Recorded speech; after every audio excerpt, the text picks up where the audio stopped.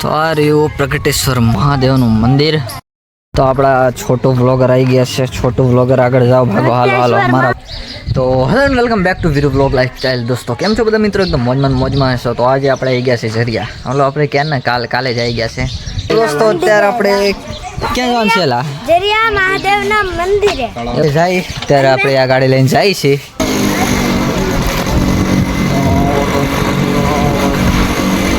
તો અત્યારે આપણે આવી ગયા છે શ્રી પ્રગટેશ્વર મહાદેવ. આપણા છોટો વ્લોગર આવી ગયા છે. છોટો વ્લોગર આગળ જાઓ, ભાગો, હાલો અમારા વ્લોગમાં એટલે અંતરે આ રહ્યું પ્રગટેશ્વર મહાદેવનું મંદિર.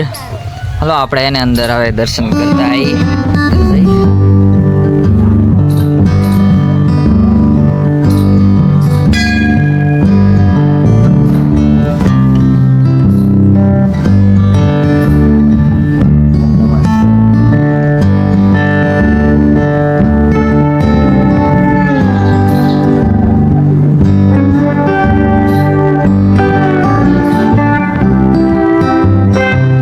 આપણે દર્શન કરી લીધા.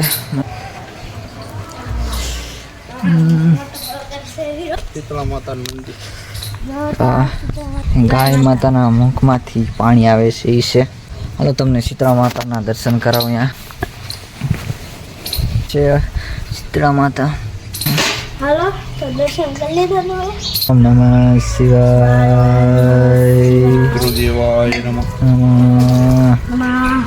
ચાલો હવે તમને આગળ દર્શન કરાવીએ.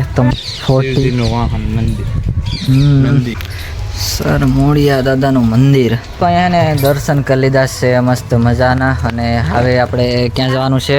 તળાવની પાળે.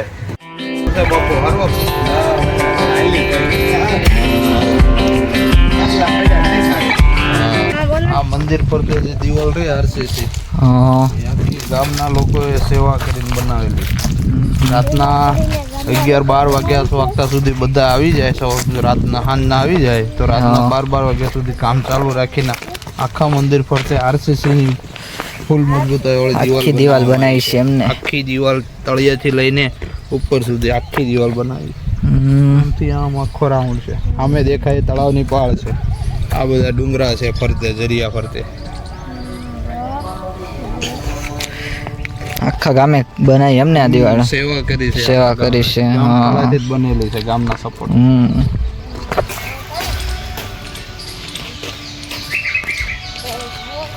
કોની કુટી છે? બીજા બાપુ છે. પેલા મંદિર જે વખતે હતું પહેલેથી બાપુ શિવદાસ બાપુ. કે આમ લખ્યું છે અહીંયા શિવદાસ બાપુ કુટી. પેલા હતા એમનો પહેલા શ્વાસ થઈ ગયા છે અત્યારે. અચ્છા, અત્યારે બીજા બાપુ એમ. મહાદેવ. તો આપણે હવે ને જઈ તળાવની કાંઠે. અરે આપણી ટીવીએસ એક્સેલ.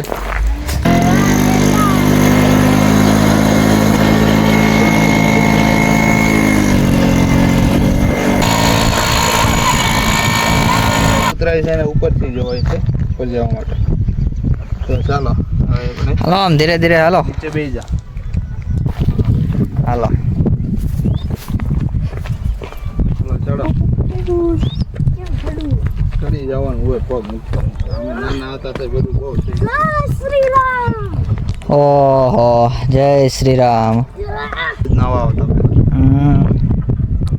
ઊંડો છે હજી પણ આખું ભરેલું હોય ને બહુ મસ્ત થઈ જાય. અત્યારે ઓછું થઈ ગયું છે એમ ને? બાકી વરસાદ આવતો તો ફૂલ થઈ જતું હશે ને? ફૂલ વરસાદ હોય, ચોમાસું જામી ગયું હોય ને ફૂલ વરસાદ હોય ને ત્યારે અહીંયા સુધી પાણી અહીંથી બધા ઠેકડા મારી નાતા. વ્યૂ તો ગજબનો હશે.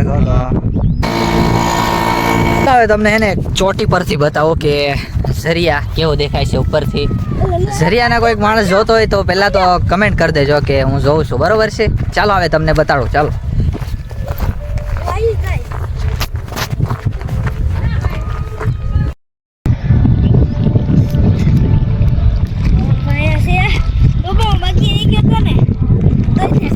હોલિકા દહન હે ને અહીંયા થાય છે ઝરિયા ગામનું હોલિકા દહન અહીંયા થાય છે ઉપર મતલબ આખા ગામના અહીંયા હોલિકા દહન કરવા આવે છે કે બીજી જગ્યાએ છે પહેલી સાઈડ થતું હતું હા હવે એ પછી અહીંયા થાય છે અચ્છા અહીંયા સામેનું ગામ દેખાય એ સરવેડી છે અચ્છા સરવેડી પછી આમ દેખાય એ પીપરડી ગામ પછી આમ દેખાય એ ભૂતિયા ગામ ભૂતિયા ગામે છે હા એ ઝરિયામાં જોવા જેવા લાયક કઈ સ્થળ છે હવે જોવાલાયક સ્થળમાં તો બધી વાડીઓ છે અને બધે પ્રોગ્રામ થાય છે બાકી ડુંગર છે આ બાજુ કે જોવાલાયકમાં કાંઈ છે નહીં બીજું એક પ્રગટેશ્વર મહાદેવનું મંદિર છે અને બીજું ઓલું મંદિર છે મંદિર છે ઝરિયાથી જોતા હોય તો કમેન્ટ કરી દેજો એક ત્યાં જે દેખાય આખી અહીંથી લઈને અહીંયાથી લઈને આ જે આવે છે વન વિભાગના અંડરમાં આવે છે ફોરેસ્ટ વિભાગ અહીંયા કોઈ પણ જંગલી જાનવરને કંઈ પણ ઈજા થાય તો તે આપણા કોઈ માણસ ઈજા ન કરી શકે એટલે ફોરેસ્ટની રેન્જમાં આવે છે આ વિસ્તાર છે અહીંયા ક્યાં સુધી અહીંયાથી આ રસ્તો છે ને એની પેલી સાઈડ આગળ જાવ ને અચ્છા એ બધો ફોરેસ્ટની રેન્જમાં આવે છે ડીજે વાગે છે ને ડાન્સ ચાલે છે વાહ ભાઈ વાહ વાહ શરમાઈ ગયો તમને હવે બતાવું અહીંયા છે એ ઝરિયાનું ક્રિકેટનું ગ્રાઉન્ડ હતું પહેલાં નાનપણમાં ક્રિકેટો અહીંયા રમાતી બધી એટલે જે કાંઈ ક્રિકેટના જે ટુર્નામેન્ટ કે આયોજન કરતા એ બધા હવે સમયથી આ બધું બંધ થઈ ગયું છે અહીંયા પી શકીએ બધા બહુ આખું ગ્રાઉન્ડ ને ગ્રાઉન્ડ હતું પહેલાં ગ્રાઉન્ડમાં હવે